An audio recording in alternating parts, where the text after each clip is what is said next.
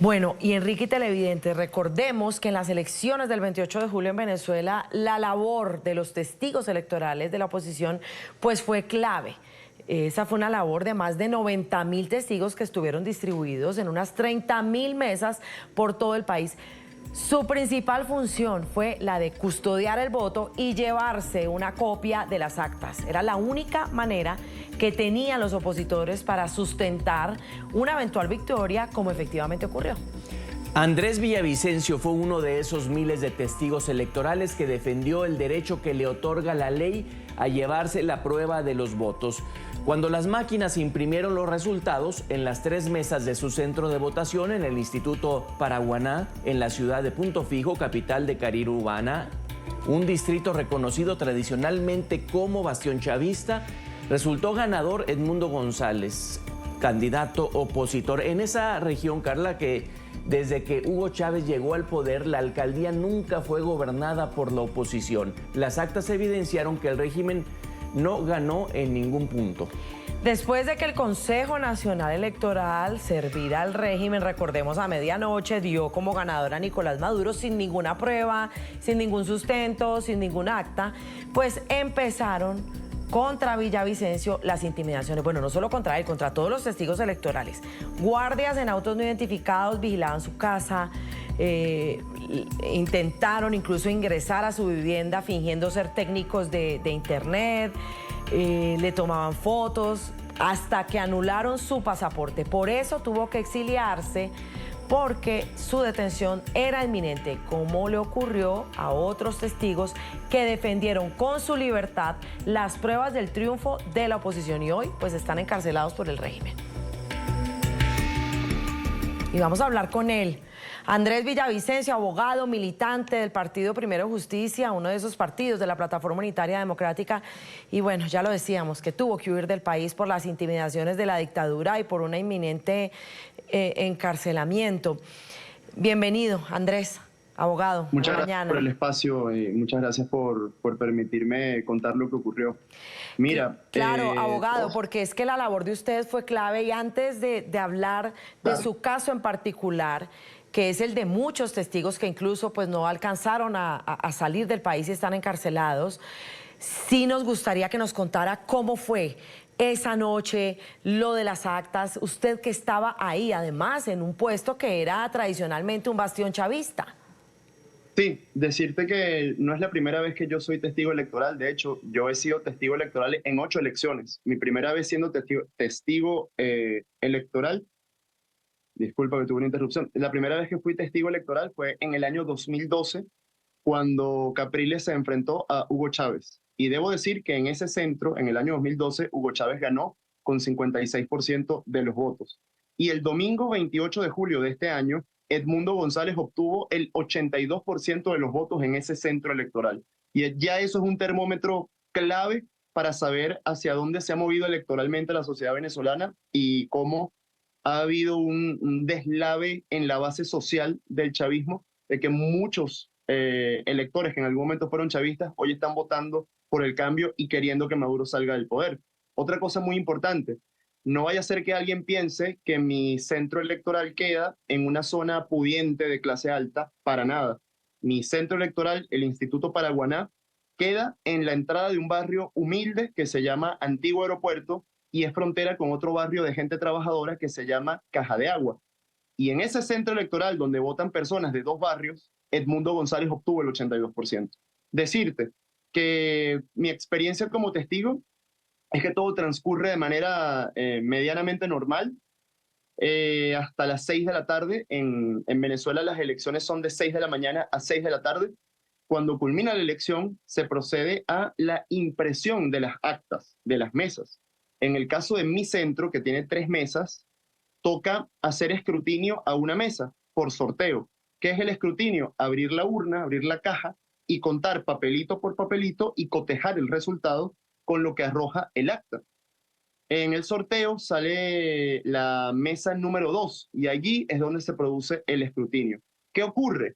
Que la coordinadora del CNE dice lo siguiente: nosotros vamos a entregar actas de la mesa número 2 a los testigos presentes al finalizar el escrutinio, dice la señora, pero de la mesa número 1 y de la mesa número 3 no se va a entregar copias del acta, no se va a realizar escrutinio y el acta única que el CNE se va a quedar está prohibido fotografiarla. Bueno, tú te podrás imaginar cuál fue mi reacción en ese momento.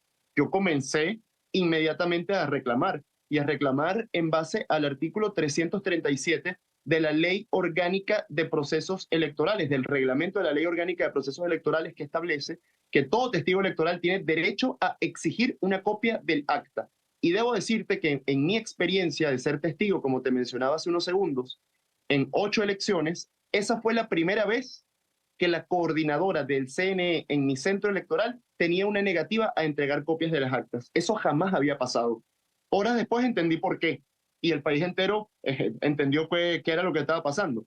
Pero nosotros logramos obtener la copia de las actas reclamando todos los testigos y además gracias a la presión ciudadana de los más de 100 vecinos que estaban a las afueras del centro electoral haciendo uso de una facultad constitucional que se llama la auditoría ciudadana, que te permite a ti como elector, a ti como ciudadano, asistir al centro electoral donde tú votas a exigir conocer el resultado y a exigir estar presente en el conteo. Gracias a esa presión ciudadana terminan entregando las actas de las 3 mesas y ahí es donde se produce luego al rato ese video viral que está ahorita en las redes donde yo aparezco leyendo el resultado, que fue el siguiente: Nicolás Maduro 195 votos, Edmundo González 1046. Andrés, sostienes y decirte algo, disculpa, una Adelante. cosa más, que si alguien duda de la veracidad de las actas del CNE que nos entregaron a nosotros los testigos y que María Corina Machado hace públicas al día siguiente escaneándolas en la página web resultadosconvenezuela.com, o sea, si alguien va a dudar de la veracidad de esos números, esa persona tiene que hacer 2 cosas. Primero, exigirle al CNE que publique el resultado desglosado y en segundo lugar, que los testigos del chavismo publiquen las actas donde supuestamente gana Nicolás Maduro. En 4 semanas, mañana se cumple un mes de las elecciones, mañana 28, en 4 semanas ninguna de estas 2 cosas ha ocurrido. Ni los testigos chavistas han mostrado una sola acta, ni el CNE ha publicado el resultado desglosado. Es decir, es inobjetable el triunfo y el fraude que Nicolás Maduro pretende imponer es insostenible. Andrés, ¿sostienes que haces más por tu nación desde el exilio que en el Tocorón, vaya detrás de unas rejas? Bueno, mi sitio de reclusión no iba a ser Tocorón, iba a ser el Helicoide. Pero sí, yo mantengo que mi decisión fue la correcta. Como tú lo relatabas al principio de esta nota, comenzaron al día siguiente de la elección, el lunes 29 de julio, a hostigar en mi casa. Llegó en un Aveo verde sin placas, sin matrícula, llegan 2 sujetos, ambos con tapabocas, uno de ellos con capucha y otro con gorra, a tocar la puerta de mi casa, a preguntar por mí y a decir que supuestamente eran trabajadores de la empresa que me prestaba el servicio de internet, que habían recibido una supuesta reporte de una falla y que necesitaban ingresar y querían ingresar. Nosotros preguntamos en los nombres, nunca dijeron cómo se llamaban, nunca se identificaron, el carro no tenía ninguna identificación y evidentemente nosotros le negamos la entrada. Lo que ocurre es que ellos se retiran y a los días, recuerdo que el dirigente Juan Pablo Guanipa tuitea, hace eco de la denuncia de miles de venezolanos, entre ellos testigos electorales, dirigentes políticos, periodistas con una línea crítica, estaban denunciando en redes que su pasaporte había sido arbitrariamente anulado. Y yo quise revisar el mío, yo ingreso a mi usuario Saime y cuando ingreso a mi usuario Saime veo la palabra en mayúsculas, en letras rojas, anulado, a pesar de que la vigencia de mi pasaporte es hasta octubre de 2031, lo que quiere decir que fue una decisión política arbitraria, fue un atropello a mis derechos de identidad. Y entendí el mensaje político. El mensaje político era: ten presente que no te vas a poder ir del país.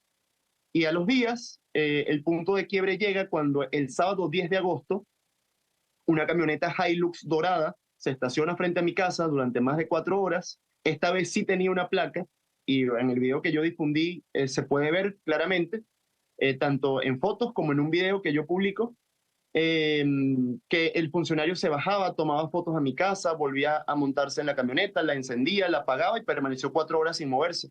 De allí, yo me comunico con una fuente, que por razones evidentes no puedo revelar más detalles, y le pregunto qué estaba pasando frente a mi casa, qué era eso. Esta persona me llama y me dice, si puedes irte, vete, que tu detención es inminente y tu sitio de reclusión es el helicoide. Y bueno, eso fue un momento muy duro porque evidentemente tuve que hablar con mi familia, con mis hermanos, con mi mamá, despedirme de ellos, hacer unas maletas improvisadas y desconecté el chip de mi teléfono para que no pudieran localizarme y me moví a otro sitio hasta la madrugada y en la madrugada partí hacia Colombia. Y fíjate tú lo arbitrario que es la anulación de mi pasaporte, que solamente tiene efectos dentro de Venezuela. Yo no puedo entrar ni salir de Venezuela con mi pasaporte, pero una vez en Medellín pude abordar un avión hacia Madrid, donde me encuentro actualmente sin ningún problema. Mi pasaporte sigue perfectamente vigente hasta su fecha de caducidad, que es octubre de 2031, pero en Venezuela no puedo ingresar porque, bueno, el régimen tomó la decisión de que no pudiera ser así.